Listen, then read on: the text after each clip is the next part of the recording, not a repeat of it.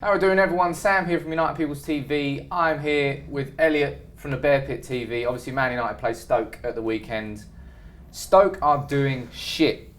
Discuss. That's putting it politely. What's going on? I thought you did well last year. We did. It just seems the defence has been awful. But we always have a slow start under Hughes. Like this time last season, I think we had 3 points. How many points you got now? 2. So that we're always slow starters under Hughes. It's just how it goes. Why?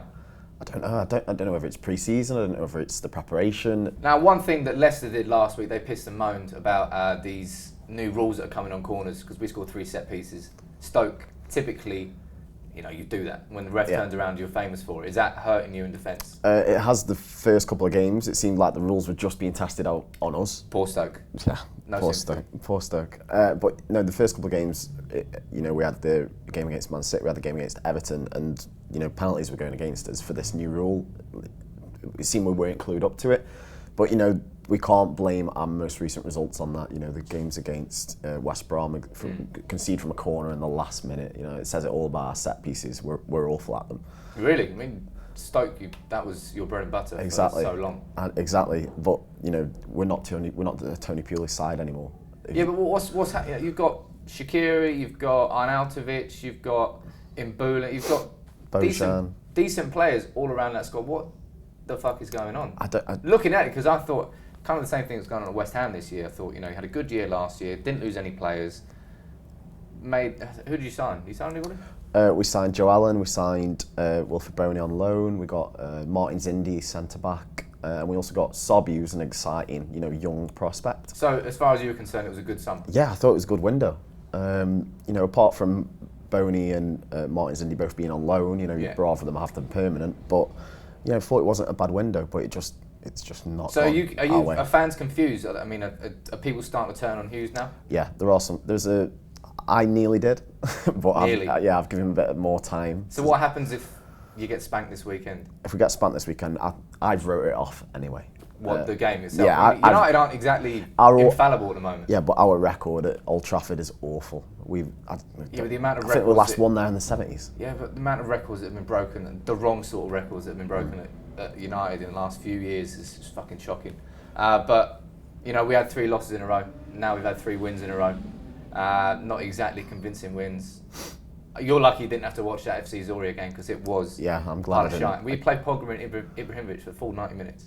Jesus. And we still couldn't break down a team, which sounds like an Aldi home brand of muesli. That's what I called it in my article. But, what should United expect from Stoke on Sunday? How are you going to play? It's up in the air at the minute because I don't know whether he's going to stick with the way he plays, which is 4 at the back, 2 holding midfielders, 3 attacking midfielders and a striker, 1 up top. Yeah. I don't know if he's going to, because in pre-season a lot he tested 3 at the back with wing backs. It's basically 5 at the back. Yeah. And I could see him reverting to that for this weekend. I don't know if he will, but We've got the players back now because in pre-season we didn't even have Glenn Johnson, Eric Peters at some point, for our defence. And if he's going to shut up shop, maybe play Crouch up front and just play long balls into him, then he could do that this weekend. To be fair, Eric Bailly and Smalling are really good. The balls that come over the top from the keepers, they're really full steam in the head and actually being really committed to win that header, especially Bailly, who's been pretty fucking wicked since the start. He's only 22. No, he seems a good player. He looks a real prospect. But I mean, I expect United to revert to the same team that we played against Leicester. So we switched to Zorya, we brought Rojo in, brought Fellaini in. All of a sudden we were slow and couldn't string 3 passes together. Yeah. We took Blind and Herrera out. I suppose it's not surprising. So we were awesome against Leicester. Do you think Rashford will start? Yeah, he's basically a starter now. He scored in his last 3 games. You can't drop a striker who scored 3 goals in 3 games, can you? And Rooney's shit. So I think Rooney will come on at some point. And he may make a difference, but he's not a starting player for United anymore. If Fellaini's in the team, it's good news for you because it will slow us down completely.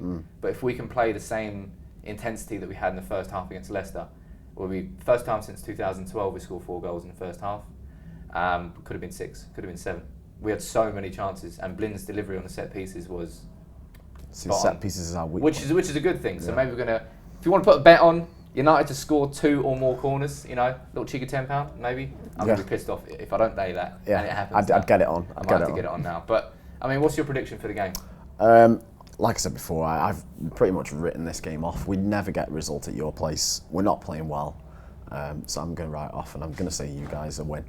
Simple as that. Simple as that. Well, I will take that. I mean, I'm going to stay confident because United have won 3-3, albeit Northampton beat the champions 4-1, and then Zoria.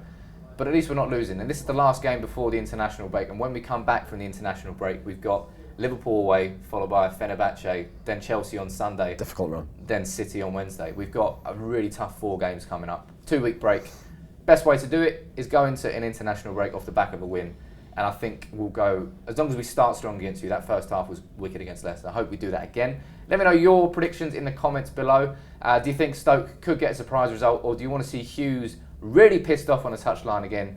Because as great a player as he was for United, I don't like him as a manager. No, not many people do. No, I wonder why. But let me know your comments below on the predictions, etc., etc. Thank you very much for Elliot for coming in.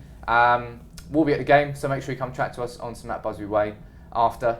We'll speak to you soon, hopefully after we've trounced Stoke. But you never know, so I'm not going to say too much too soon. Take it easy, everyone.